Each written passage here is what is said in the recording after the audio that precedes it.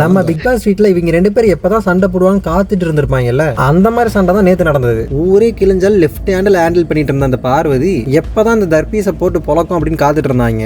ஏன்னா 2-3 நாளா தலைவனோட செயல்கள் சரியில்லை. எல்லா பொண்ணும் கூட வீடியோ எடுத்துட்டு உங்க கூட மட்டும் தான் பாரு எடுக்கல அப்படின்னு சொல்லி ஏத்துவாங்களாப்ல. ஆனா ஒன்றா இந்த பிக் பாஸ் வீட்டை நல்லா யூஸ் பண்ணிக்கிறது யாருன்னா இவர் தான்டா. என்னதான் கலாய்ச்சாலும் என்னதான் சண்டை வந்தாலும் கேமரா முன்னாடி நின்று ரீல்ஸ் பண்றது தலை விடவே மாட்டான்னா பாத்துக்கேன். சரி, நம்ம கதைக்கு வருவோம். இந்த வாரம் நடந்துட்டு இருக்க இந்த ஜூஸ் டாஸ்க்ல இவங்க 2 பேர் தான் குவாலிட்டி செக்கர் அதிகாரிகள். இந்த ஆபீசர் பதவி கிடைச்சவனே இந்த தர்பீஸ் யார பழி வாங்குறாரோ இல்லையோ இந்த வினோத்தை பழி வாங்கிடுறாப்ல. இந்த டாஸ்க்ல நம்ம வின் பண்ணணும் அப்படின்றதுக்காக வின் பண்ணா என்ன பண்ணணும், இந்த திவாகரை நம்ம கையில போடணும். அதுக்காக இந்த விளையாட்டு வீரர்கள் என்ன பண்ணாங்கன்னா கையமுத்தி விடுறது, காலமுத்தி விடுறது, டீ போட்டு கொடுக்கறதுன்னு சில வேலைகள்லாம் இருந்தது. இது யாருக்கு பிடிக்கல அப்படின்னு பாத்தீங்கன்னா நம்ம வாயாடி பார்வதிக்கு பிடிக்கல. என்னடா இது, நம்மளும் ஆபீசர் தானே, இன்னும் நம்மளுக்கு கவனிக்காம தர்பீஸை மட்டும் கவனிக்கிறாங்க அப்படின்னு ஒரே பொறாம இல்ல. இந்த திவாகரை ஈஸியா ஏமாத்திடலாம் அந்த பலூனக்காவை கை காலமுத்தி விட்டா. இந்த இது பார்வதி கிட்ட பொறுப்பு வேகாது, அது நல்லா தெரிஞ்சுக்கிட்டாங்க. ஏன்னா ஆல்ரெடி இந்த பார்வதிக்கு இந்த அன்பு கேங் 2.0 சண்டை. நம்ம என்னதான் இதுகிட்ட காக்கா பிடிச்சாலும் பார்வதி நமக்கு அகேன்ஸ்டா தான் பண்ணுன்னு தெரிஞ்சுக்கிட்டானுங்க.